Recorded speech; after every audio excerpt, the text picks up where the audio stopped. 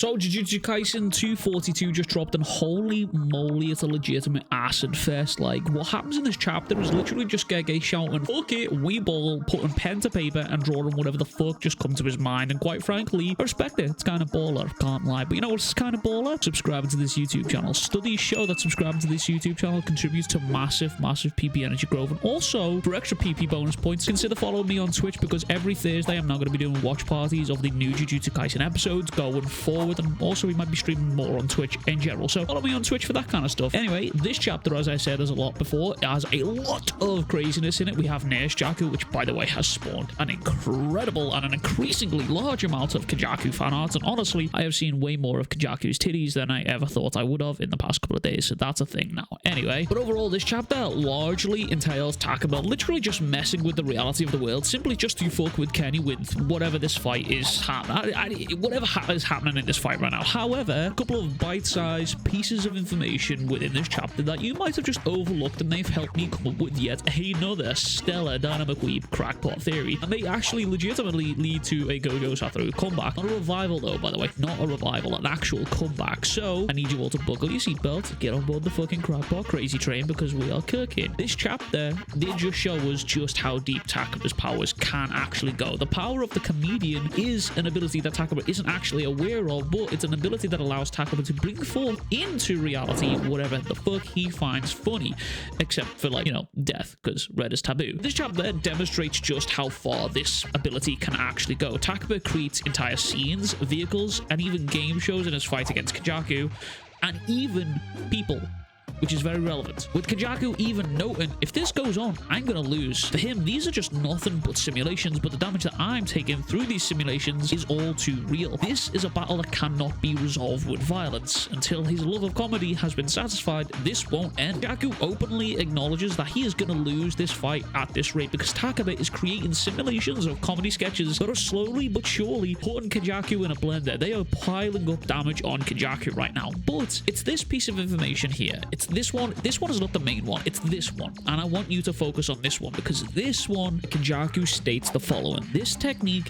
is far from merely the embodiment and enforcement of the sorcerer's imagination. Even my mind is taken in a force to respond, soul resonance, so to speak. Now, this statement right here is the most interesting one, and the weird thing, soul resonance has been used in multiple translations, including OpScans, TCB, and Scanpia, meaning it's consistent across the board for what Kenjaku is saying, which is very important. What is soul resonance? Why does it fit? What is it? How does it mean? Well, so basically, the weird resonance split, according to Google and Wikipedia here, is resonance is a phenomenon that occurs when an object or a system is subjugated to an external force or vibration that matches its natural frequency. When this happens, the object or system absorbs energy from the external force and starts to vibrate with a larger amplitude. But in Jujutsu Kaisen terms, basically, this is just their vibes are matching up and they're creating bigger vibes. Where does Gojo fit into all of this and this vibe factor here? Well, this is where we start to reach over into the big crackpot theory territory, you know, the stuff that I really love. But this one's actually kind of a little bit based, a little bit grounded in fiction, so bear with me here. But Takaba has already been compared to Gojo when we learn what his technique is and what it can do, and it's also fitting that Kenjaku has spent his entire life trying to get rid of Gojo, only to face someone who's been stated to be able to impose it. Not only that, but Takaba's backstory implies similar tones to Gojo's, with both of these two feeling isolated because of their strengths.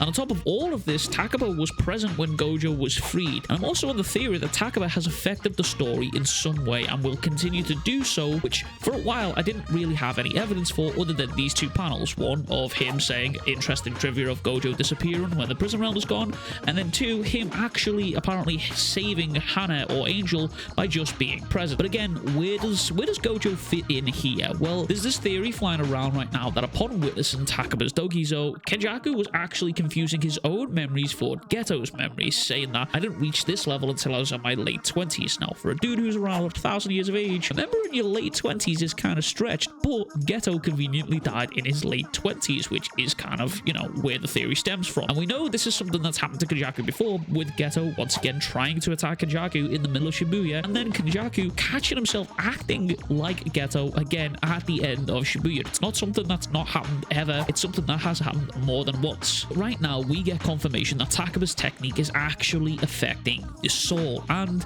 if the soul is the body and the body is the soul, then that means Takaba's technique is not only resonating with Kenjaku's soul, but also Geto's at the same time. And we've already seen glimpses of Geto's soul reappearing and looking back into Shibuya here. This has happened multiple times now. And on top of all of this, the final pages in this chapter are almost a direct reference to Gojo and Geto on stage in this particular artwork that was drawn by Gege a while back.